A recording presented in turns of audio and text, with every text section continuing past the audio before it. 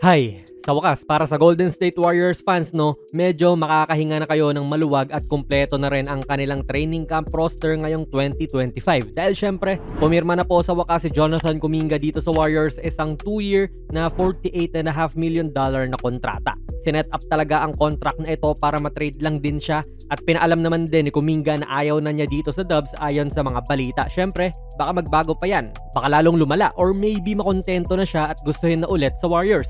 Sinabi na rin natin na si Kuminga talaga ang unang pyesa ng domino na dapat gumalaw para magawa na rin ng Warriors yung iba nilang mga signings. Kaya nga tignan nyo yung post ni Shams nung in-announce niya yung balita na pupunta sa Warriors si Horford.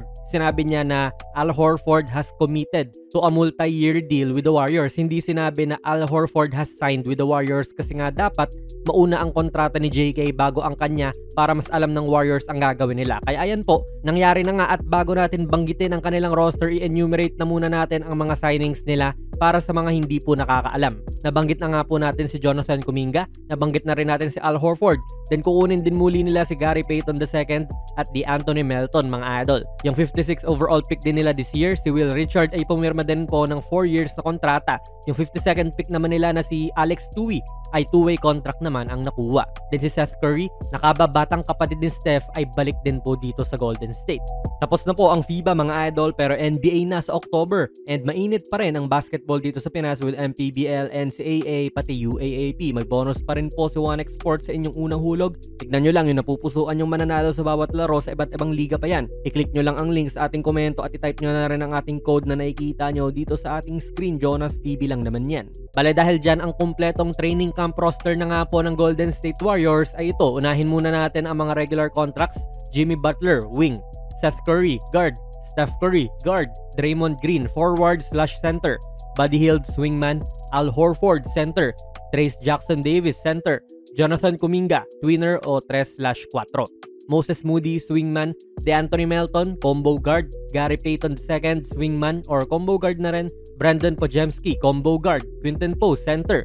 Guy Santos, twinner. Then Will Richard, swingman. 15 na po kagad to mga idol at punong-puno na po ang regular na roster ng Warriors. Kompleto sirados na pero may 2 ways pa po sila like sina Alex Tui nga. Kasama sina Pat Spencer at Jackson Rowe. Puno na rin po ang kanilang mga 2-way slots mga idol. Then ang iba pa nilang training camp invites ay sina Marcus Bolden, big man to, naturalized player ng Indonesia yan sa mga hindi po nakakaalam. LJ Cryer, 6'1 guard at Tavion Kinsey, 6'5 na guard na naman din. Kumpletong 21 players na nga rin po ang kanilang training camp roster.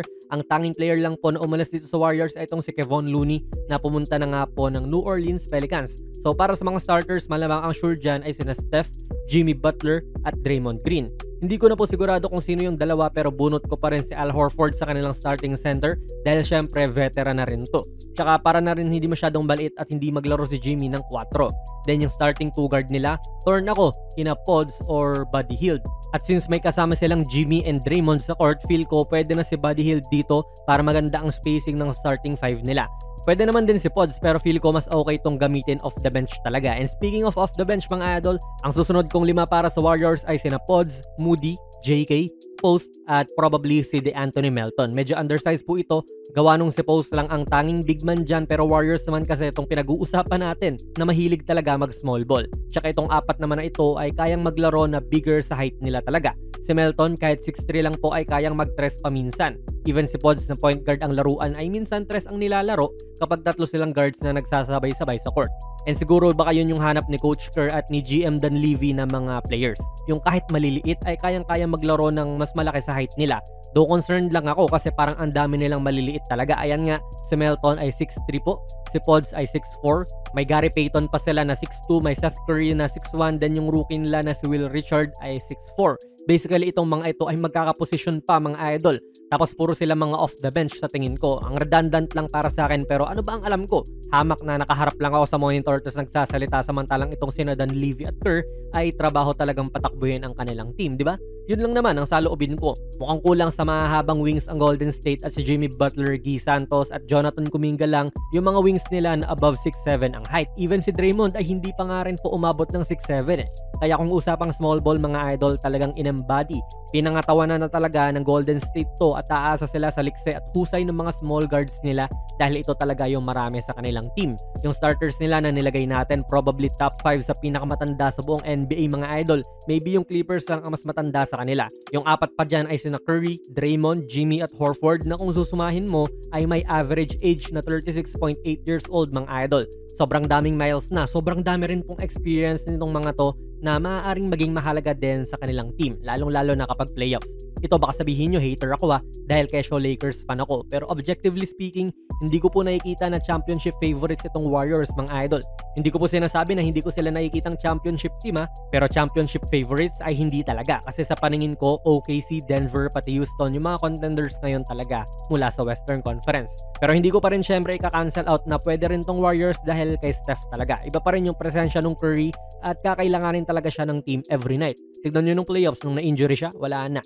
Kaya hopefully maging healthy season to para kay Steph. Ay ano po masasabi niyo sa video natin ngayon mga idol? May palagba na maging top team sa West tong Warriors para sa inyo? Ilagay nyo lang po ang inyong mga komento sa ating comment section. Kung nagustuhan nyo po ang ating video ay pakipindot na lang idol ng like button, mag-subscribe ka na rin sa ating channel.